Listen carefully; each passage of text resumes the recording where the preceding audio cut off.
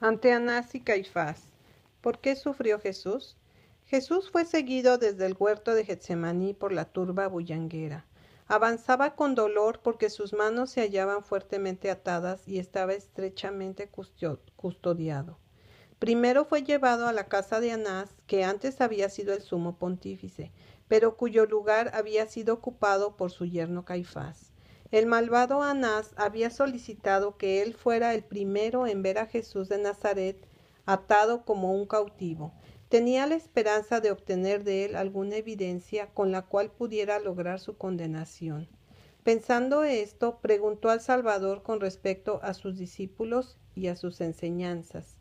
Cristo contestó: Yo públicamente he hablado al mundo. Siempre he enseñado en la sinagoga y en el templo, donde se reúnen todos los judíos, y nada he hablado en oculto. Luego, volviéndose al inquisidor, dijo: ¿Por qué me preguntas a mí? Pregunta a los que han oído que les haya yo hablado. He aquí que ellos saben lo que yo he dicho.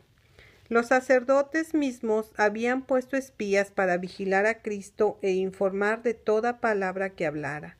Por medio de estos espías conocían sus declaraciones y sus obras en toda reunión a la cual había asistido. Los espías habían tratado de entramparlo con sus palabras a fin de encontrar algo para poder condenarlo.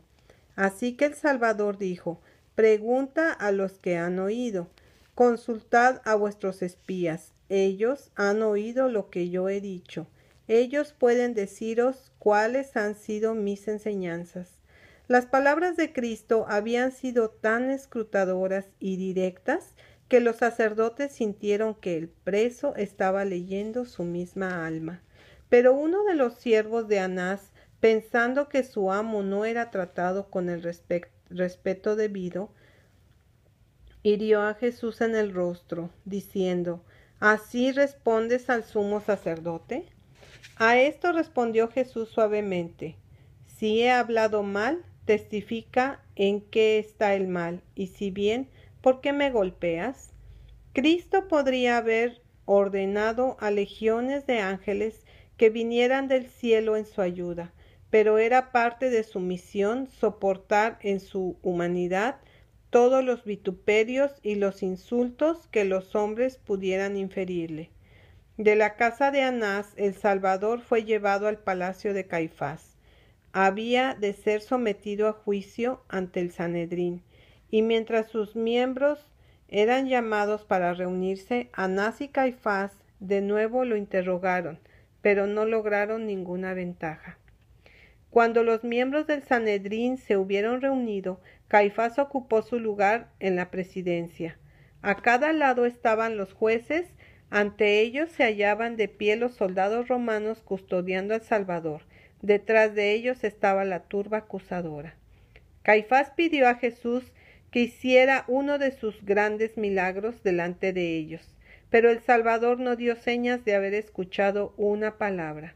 Si hubiera contestado aún con una mirada escrutadora, como la que les dirigió a los compradores y vendedores del templo, toda la turba habría sido obligada a huir de su presencia. Los judíos eran en ese tiempo súbditos de los romanos, y no se les permitía castigar a nadie con la muerte. El Sanedrín podía solo examinar al prisionero y pronunciar el juicio, que tenía que ser ratificado por las autoridades romanas. Para llevar a cabo su malvado propósito, ellos debían encontrar alguna cosa contra el Salvador que fuera considerada como criminal por el gobernador romano. Debían obtener abundante evidencia de que Cristo había hablado contra las tradiciones de los judíos y muchas de sus ordenanzas. Era fácil probar que él había denunciado a los sacerdotes y escribas, y que los había llamado hipócritas y homicidas, pero esto no habría sido escuchado por los romanos, porque estos mismos estaban disgustados por las pretensiones de los fariseos. Se trajeron muchos cargos contra Cristo, pero o los testigos estaban en desacuerdo o la evidencia era de tal naturaleza que no sería aceptada por los romanos. Trataron de hacerlo hablar en respuesta a sus acusaciones, pero él parecía como si no hubiera oído. El silencio de Cristo en ese momento había sido descrito de esta manera por el profeta Isaías. Angustiado él y afligido, no abrió su boca. Como cordero fue llevado al matadero, y como oveja delante de sus trasquiladores. Enmudeció y no abrió su boca. Los sacerdotes comenzaron a temer que pudieran fracasar en su tentativa de hallar una evidencia para presentarla ante Pilato contra su preso. Sintieron que debía hacerse un último esfuerzo. El sumo sacerdote levantó su mano hacia el cielo y se dirigió a Jesús en la forma de un solemne juramento. Te conjuro por el Dios viviente que nos digas si eres tú el Cristo, el Hijo de Dios. El Salvador nunca negó su misión o su relación con el Padre. Él podía permanecer silencioso ante el insulto personal, pero siempre habló sencilla y sinceramente cuando se le pidió razón de su obra o de su condición de Hijo de Dios. Todo oído estaba listo para escuchar y todos los ojos se fijaron en él cuando contestó: Tú lo has dicho. Según la costumbre de aquellos días, esto equivalía a responder sí, o es como tú lo has dicho. Esta era la forma más enfática de una respuesta afirmativa.